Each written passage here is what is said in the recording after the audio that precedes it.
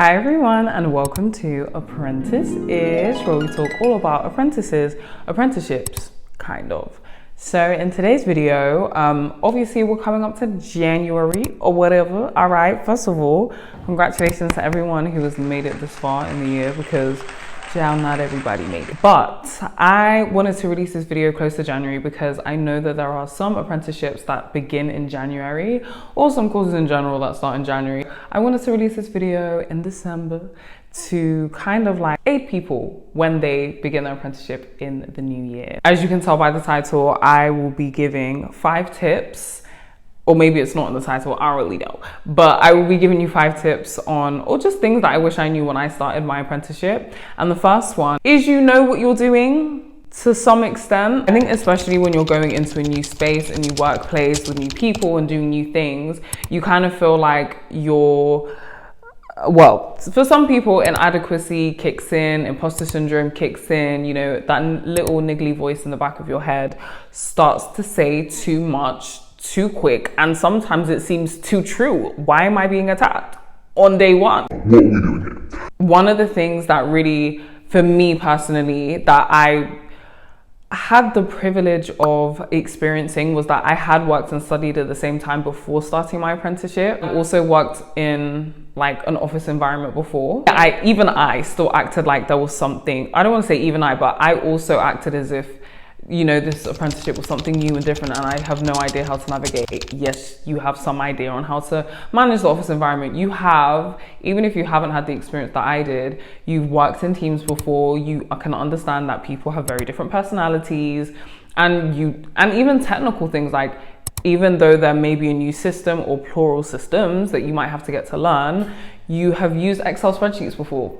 9 times out of 10, you have used the Word document before. Don't think that there is no transferable skills that you've either had from your previous role, or so when you step into this one, you feel like, oh my gosh, I don't know what I'm doing. But then also be patient with yourself. Like, there's genuinely a community here to assist you, or there should be a community there to assist you when you're learning things, especially if this is a new your first job ever. So I think be patient with yourself, and also recognize to some extent you have a rough idea on what it is you're trying to do here. Number 2, it's a marathon, not a race. Everyone knows that Usain Bolt and Mo Farah are excellent at running in their own right. The difference is the distance. Usain Bolt can't even do Usain Bolt for the same duration as Mo Farah. C'est pas possible. Trying to, you know, and there's nothing wrong with pushing yourself and encouraging yourself to work hard, and understanding that, you know, you want to finish with a phenomenal grade and be really phenomenal at your job, but also understanding that you need to pace yourself out.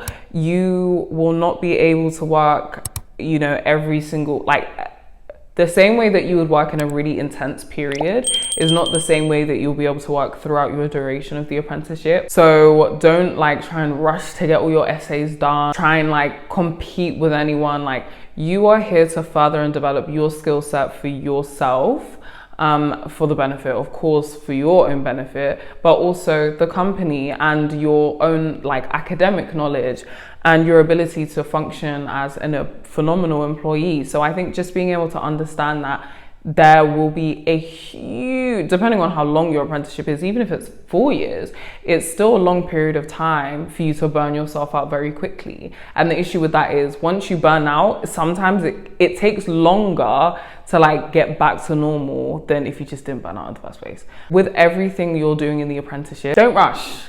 Don't rush. Point number 3, stop multitasking. Literally stop. Stop multitasking. Don't do it. It's not productive. It's counterproductive, in fact. Let me tell you something about multitasking. Your attention, you're trying to focus one task, and you're also trying to focus and complete another task at the same time, both of which require a lot from you. It was like when I was trying to learn languages, and I'm still trying to like maintain. So sometimes when in the past, when I was typing documents out, I'd put like a French podcast on in the background, or like listen to French music.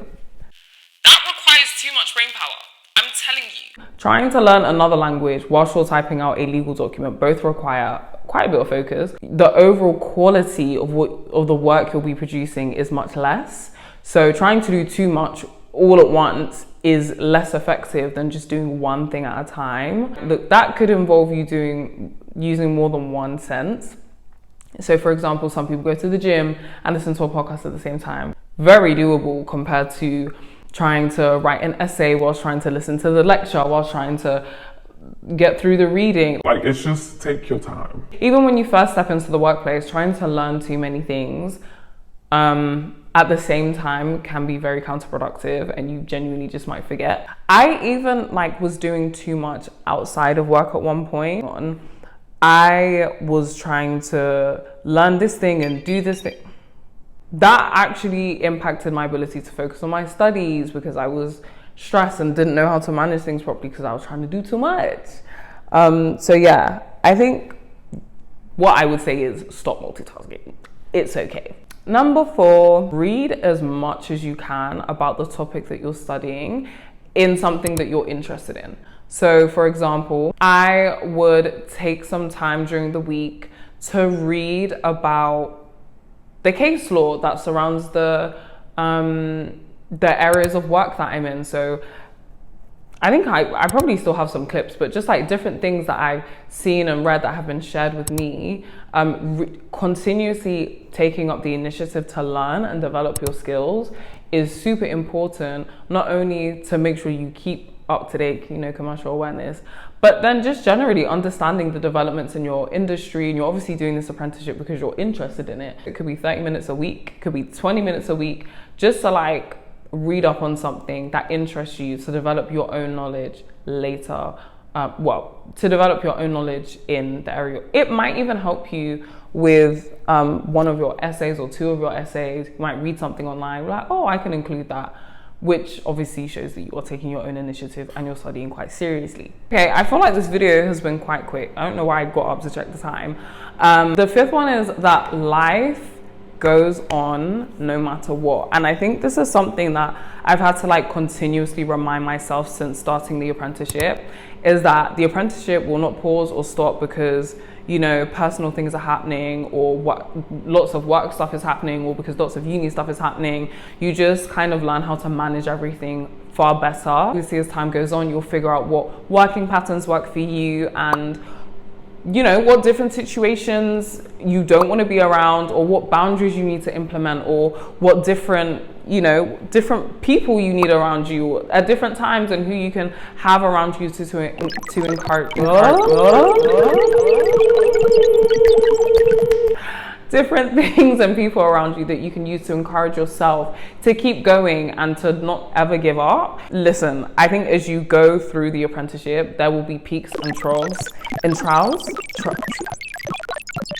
There will be ups and downs. The reality is, at some point, you're going to recognize that different things will need to shift and change. And sometimes in that period of transition, it can be very uncomfortable to let go of what you're used to in exchange for what needs to occur, the literal necessities for you to keep going.